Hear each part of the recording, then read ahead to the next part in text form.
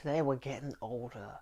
We're going to be looking at a range of old things in my collection, and it's kind of a bizarre range. Like, we pick it of old stuff. The main element I want to be looking at is, like, I guess the age of, in two of these is the age of the oldest film I have. I'm stumbling over my words because I don't exactly know what I want to be discussing in this video outside of these things are old.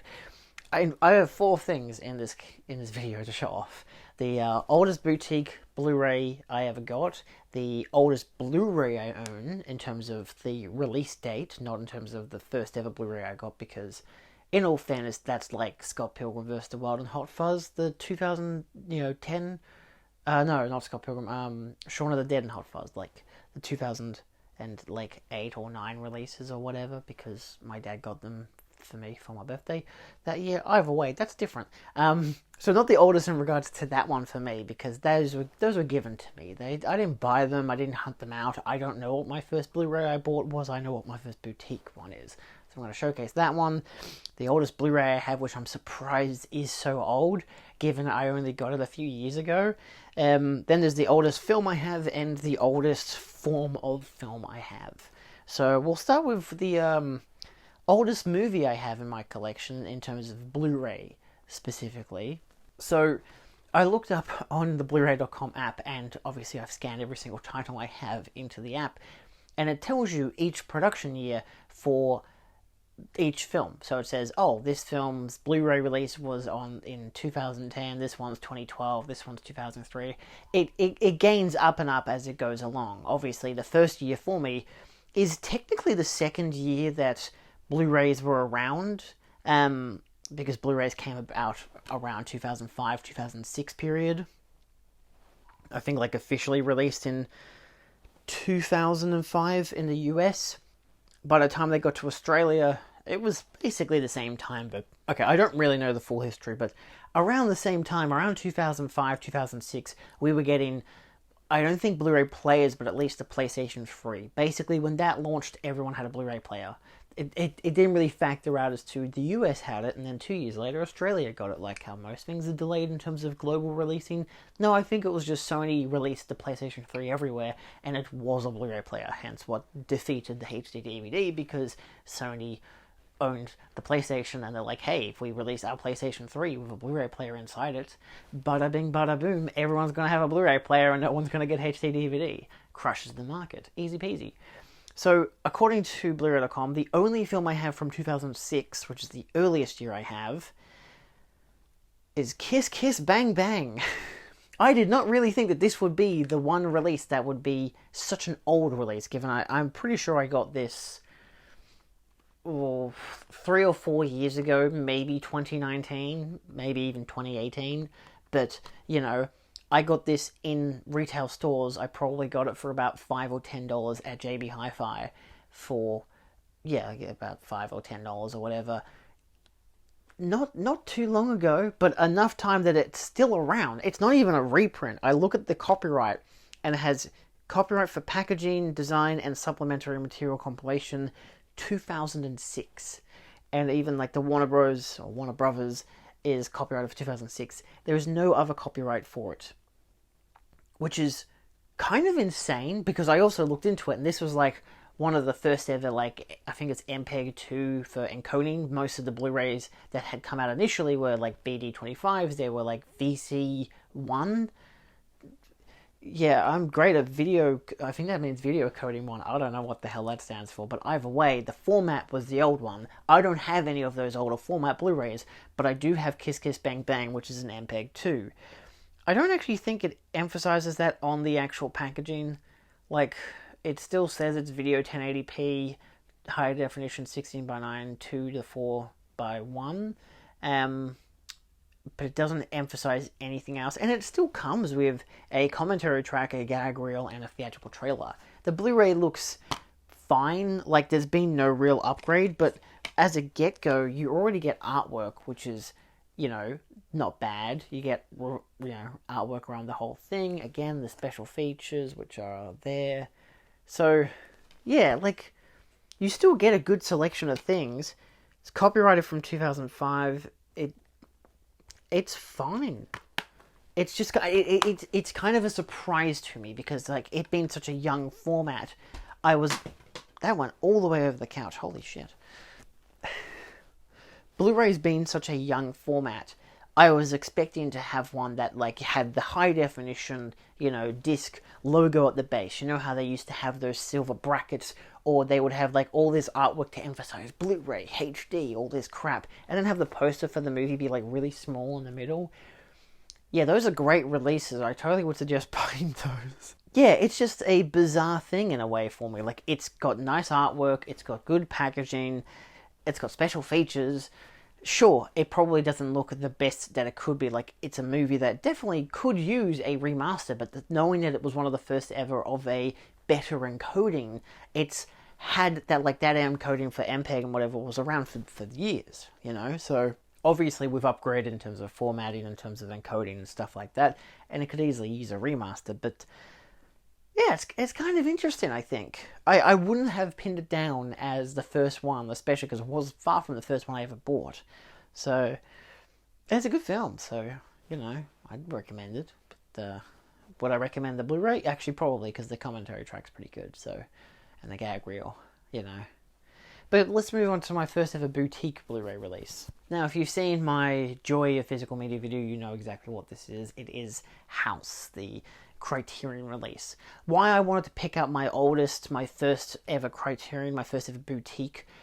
Well, technically it's actually the Kino release, but I didn't buy that, nor did I know that Kino was a boutique brand. But that's also my dad's copy. He bought it because he wanted the General. I think he found it at like a market or something. Maybe he just found it online because he was very used to going on Amazon those earlier days of importing and getting Region 2 DVDs and box sets and Blu-rays. So, yeah. But yeah, House was, if you want my whole history in terms of me buying and collecting physical media, go check out my Joy Physical Media video. It literally details all of it from VHS to Blu-ray to 4K. So yeah, House was one that I got only because I watched a podcast at the time and they were talking about physical media. They were talking about movies, and they were like, oh, we're going to talk about House next week, or House 2. And so, of course, I looked up different releases, and I didn't really get very far. I don't remember too much of how I got around to it, but I'm pretty sure I just ordered it from, like, Barnes & Noble and or eBay. I don't know. I didn't really use... It was, like, at the time, I was, like, going for specific websites. I never really used marketplaces like Facebook or eBay or Amazon. Either way, I found it, and I ended up getting the Criterion. Like, there's the Masters of Cinema release, which also exists, is Region B. If I had have gotten it, it would have taken me a couple more years, I don't know, a couple more months to start getting Region A stuff and getting the Region Free Player. So this was like the domino effect, I bought this, I wanted to watch it, I went to watch it, I didn't have the Region Player for it, realized, what the hell does that even mean? Obviously, looked into it, found out that you could get an all-region player. I didn't get the cheap laser one. I probably should have, but I went with one of those modifiers. They modified it. Bada bing. I have a new Blu-ray player. It's all regions.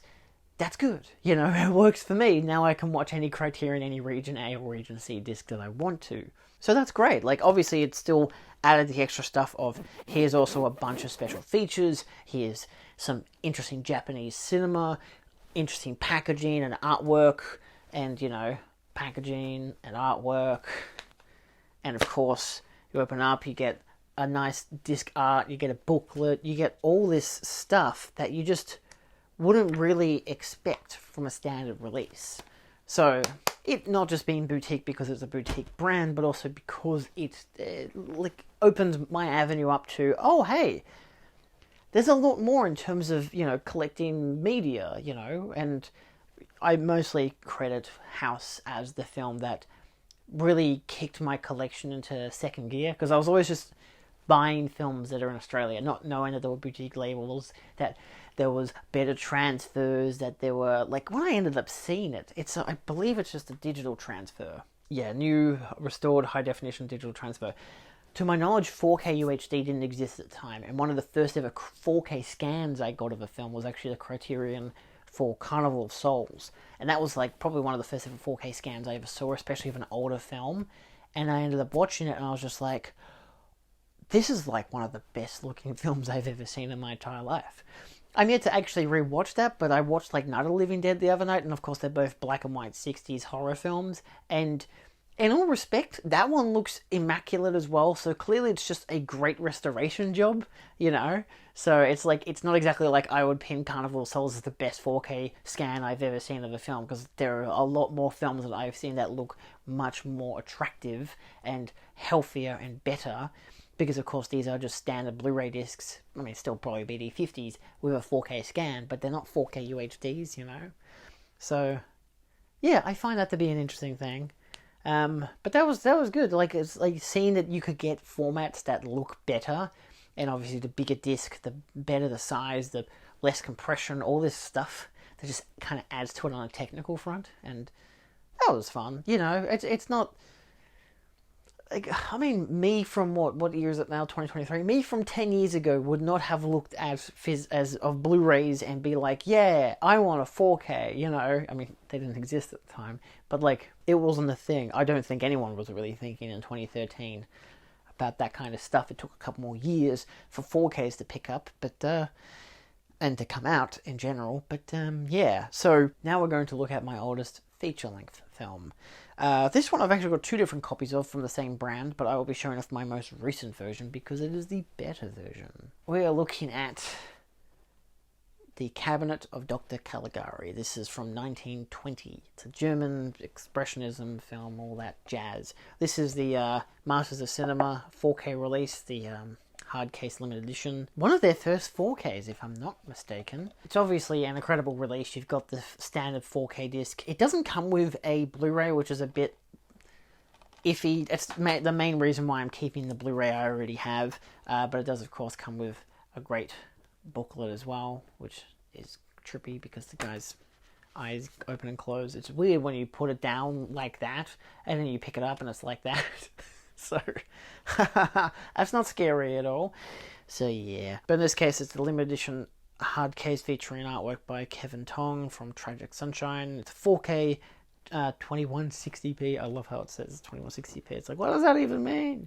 UHD Blu-ray presentation from the extensive restoration completed in 2014, which at the same time is the exact same restoration their previous Blu-ray was at, but...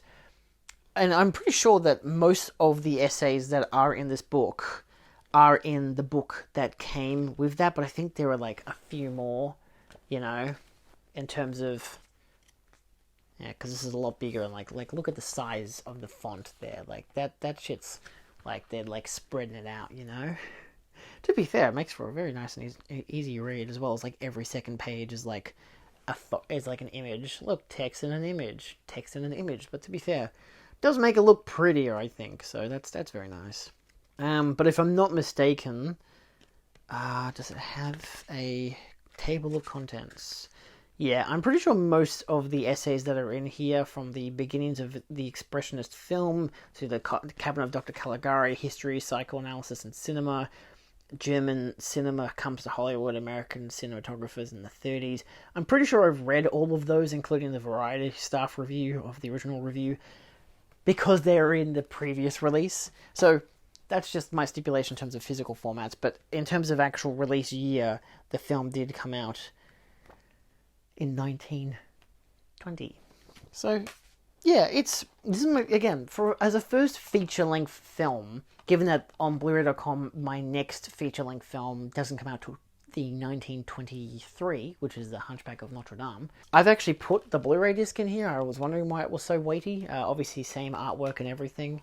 But yeah, 4K Blu-ray. I don't think there's any real reason why I kept it in here outside of I could kind of bury the Blu-ray case somewhere on the shelf. Given it's one of, if not, is it even the oldest film I've ever seen? I have no idea if it's the oldest feature-length film I've ever seen. Part of me imagines that it is, just for the avenue of it's the oldest film that I own, so I imagine it's the oldest film that I've seen in terms of a feature-length film. I don't, because I think the first ever feature-length film was the that Ned Kelly one. I don't know, to think that Australians were the people who made the first ever feature-length film. I think it was like just knocked over 60 minutes or something.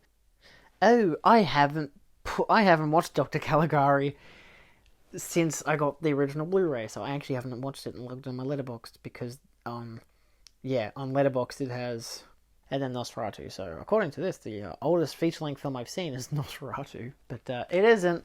It's Caligari. Don't worry about it. I know I've seen it because I saw the original Blu-ray that I had. But what's the oldest film that obviously the oldest film that I have in terms of as a visual format is A Trip to the Moon, but a special edition version. I was one of the few or many or whatever who got the Arrow Academy release, which is a big release. It's mostly a big release because it comes with a book. That's about it. They did end up releasing a standard release, which to some degree probably would have been better. It's the Extraordinary Voyage by Serge Bromberg and Eric Lang. That's the big-ass book. Obviously, you have this, which is the version that comes with the disc. Don't you just love that? How it's just nicely tucked away. But it does have all the details on the back in a very, very large format there. I believe... Let me read this. Limited to 1,000 copies. Oh la la. Deluxe limited edition packaging featuring newly commissioned artwork, 214-page hardback case-bound book of George Malay's autobiography, previously unpublished in English. So the book is the long-lost autobiography of George Malay, father of sci-fi and fantasy cinema, available for the first time since 1961, finally translated into English by Ian Nixon, with annotations and supporting material by John Spira, Malay's filmography, illustrations by Lucy Collin, interviews with filmmaker Serge Bromberg, silent film expert Bryony Dixon, and filmmaker Michael Gondry. So it's a 12-minute long feature, and it's technically actually 10 minutes long. It's like 12 minutes long because it has like all the production credits of like the people who have done the restoration and whatnot. But it does say 66 minutes as well. I believe it comes with a documentary.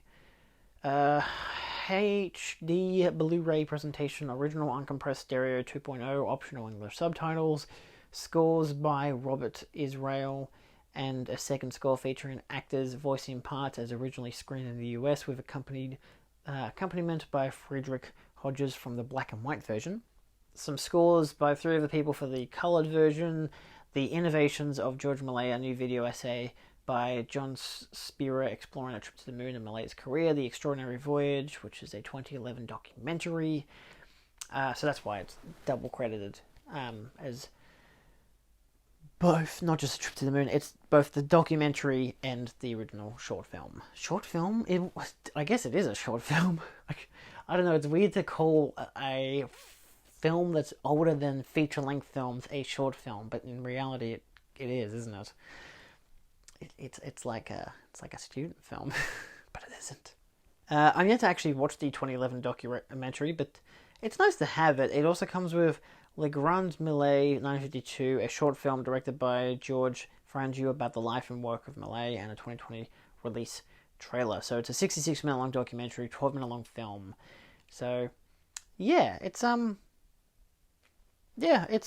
fine, I guess. The book is nice. It's got some nice details to it.